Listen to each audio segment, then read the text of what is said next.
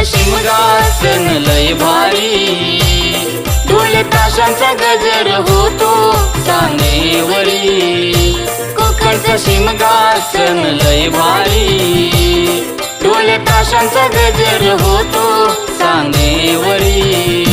आई माझी पालखीत बसून निघाली भक्तांच्या घरी, आई माझी पालखीत बसून निघाली भक्तांच्या घरी, आई माझी पालखीत बसून निघाली भक्तांच्या घरी, आई माझी पालखीत बसून निघाली भक्तांच्या घरी।